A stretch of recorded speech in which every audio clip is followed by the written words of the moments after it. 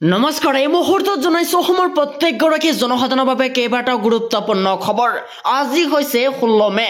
আজি আমাৰ প্ৰথমটো গুৰুত্বপূৰ্ণ খবৰ, ফুটপাতত নচলিব এবাৰ ব্যৱসায়। এই মুহূৰ্তত জনাইছো ৰাজ্যবাসীৰ বাবে এক ডাঙৰ খবৰ, ফুটপাতত নচলিব এতিয়াৰ পৰা ব্যৱসায়। ৰাজ্যসমূহলৈ কঠোৰ নিৰ্দেশনা এবাৰ উচ্চতম ন্যায়ালয়ৰ। ফুটপাত বেদখল মুক্ত কৰিবলৈ ৰাজ্যসমূহলৈ কঠোৰ নিৰ্দেশনা।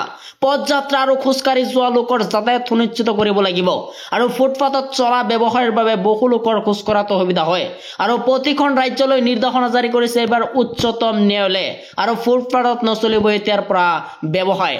এই মুহূৰ্তত জনাইছো আমাৰ দ্বিতীয় নম্বৰ খবৰটোলৈ। আমাৰ দ্বিতীয় নম্বৰ খবৰটো হৈছে ডাঙৰ খবৰ, মাটিৰ দালাল বিচাৰি ৰাজ্যৰ প্ৰান্তে প্ৰান্তে চলিব এতিয়াৰ পৰা অভিযান। মাটিৰ দালাল বিচাৰি ৰাজ্যৰ প্ৰান্তে প্ৰান্তে চলিব অভিযান। মুখ্যমন্ত্ৰী হিমন্ত বিশ্ব শৰ্মাৰ ডাঙৰ ঘোষণা।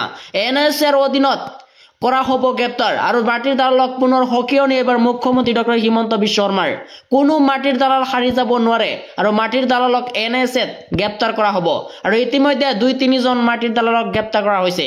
দীঘলীয়াকৈ জেলত থাকিব লাগিব মাটিৰ দালাল আৰু কচুতলিত কেইটামান মাটিৰ দালাল আছে যিয়ে মানুহখিনিক মাটি আনি দিয়ে বুলি মন্তব্য মুখ্যমন্ত্ৰীগৰাকীৰ।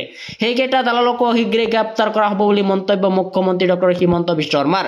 মাটিৰ দালাল বিচাৰি পুনৰ ৰাজ্যৰ প্ৰান্তে প্ৰান্তে চলিব অভিযান। এই মুহূৰ্তত জনাইছো আমাৰ তৃতীয় নম্বৰ খবৰটোলৈ। আমাৰ তৃতীয় নম্বৰ খবৰটো আছে ডাঙৰ খবৰ, নিৰ্বাচনৰ সফলতাৰ পিছতে মুছলমানক লৈ বৃহৎ সকাহ ৰাজ্যলৈ। ৰাজ্যৰ কোটি কোটি মুছলমানৰ বাবে মুখ্যমন্ত্ৰী হিমন্ত বিশ্ব শৰ্মাৰ ডাঙৰ ঘোষণা। প্ৰথমবাৰলৈ মুছলমানক প্ৰধান জাতিৰ পৰিচয় আৰু পঞ্চায়ত নিৰ্বাচনৰ পিছতে ৰাজ্যৰ মুছলমানসকলৰ বাবে ভাল খবৰ দিছে মুখ্যমন্ত্ৰীগৰাকীয়ে আৰু মুছলমানসকলে আনুষ্ঠানিকভাৱে লিখিব পাৰিব নিজৰ জাতিৰ পৰিচয়।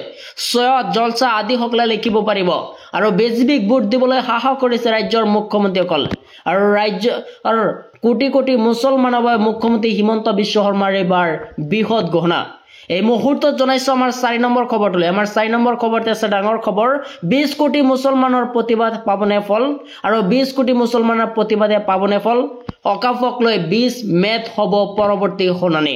আজি অকাফক লৈ উচ্চ ন্যায়ালয়ত চলিছিল শুনানি আৰু কোটি কোটি মুছলমানক সকাহ দি 20 মেত পুনৰ হ'ব শুনানি আৰু অধিবক্তা কপিল চিব্বালে যুক্তিৰে থকা সৰকা কৰিছিল চৰকাৰী পক্ষক।